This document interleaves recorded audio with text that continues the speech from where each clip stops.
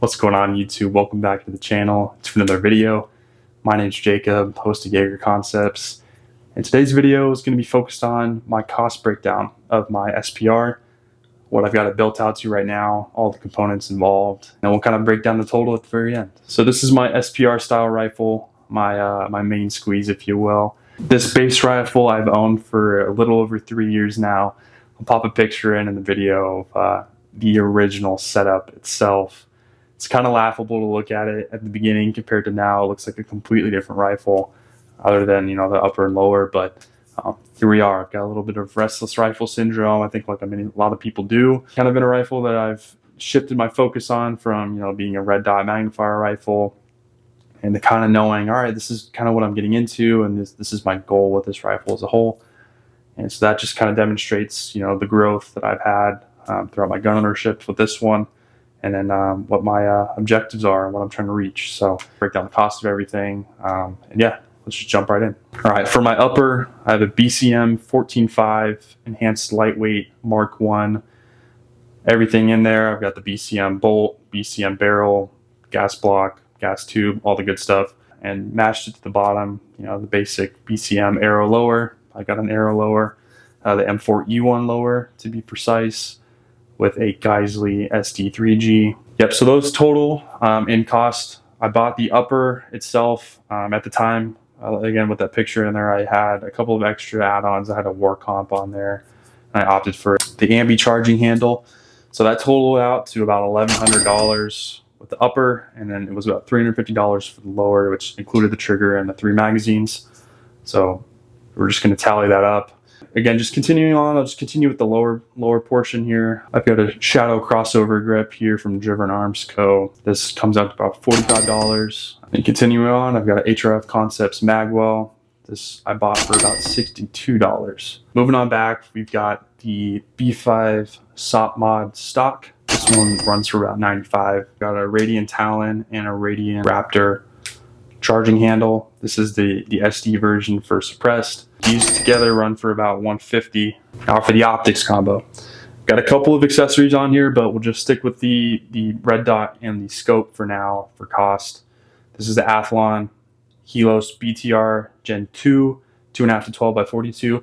I bought this on Euro Optic for around $550. So combining that with our red dot Holosun 515 GM. I do have this on a Reptilla 170 height OS mount. This mount I bought with the Athlon on Euro Optic, and including that, I did buy the Reptilla ROF for an aim point micro style dot, which the 515 is, that footprint. It's around $436 USD, of course. Continuing our trend here, just moving forward, I do have a Hami 3D Prints ARD. This is a cap and an ARD combined. This is about $25 online. I almost forgot, but we also have a couple of extra accessories back here from MKM Machining. I have their throw lever on here, and then I've got a bubble level as well. Those two components I bought together for about $60 on their website. About halfway there, I've just got kind of this front end up here. But before I get too far up here though, I do have an ARCA rail from Annex Defense. These are listed on their site for $30. Continuing our trend forward here, I do have a Cloud Defense Rain 1.0. This is my handy dandy light I've had since basically the beginning of this rifle. I couldn't find my original invoice for the price, but kind of doing some scouring online, saw that's about $250. These were still pretty new. I think they just rolled out the Rain 2.0 when I went to go buy this one, so it's plus or minus that amount, maybe $20-$30. Again, I'm not completely sure, but just know it's around the mid 200s. And then I do have an 100 Concepts light cap on there as well. Those run for about $50. So adding $300 to the tally, and I guess we'll go down from here. I do have an Atlas B&T NC Cal bipod that's on top of an Arasaka rail slider, and then attached to the pick rail is a Magpul metal pick rail that I just bought off Amazon for about $20. I did buy this bipod and slider on the secondhand market on Infinite Armory, and I got a screaming deal for it. Paid about $280, but considering this is kind of a retail oriented video, I don't want to throw in a deal that I got. So I'm just going to use the retail prices for both of these items. I guess all three, including the rail. The slider itself is about $100 on Arisaka's website. The bipod itself is about $265. And then the metal Picatinny rail section is about $20 as well. On the front end, I'll work muzzle device forward to my silencer. Got a Liberty Precision Machine Eclipse 14.5 flash hider. A flash hider itself and the rear end I bought at the same time, and they're roughly around $80 each, but when I tallied it up online, those totaled out to $174, so we'll add that to our total cost. Last but not least, I've got the Otter Creek Labs Polonium K556. Extremely impressive can for the size and the cost.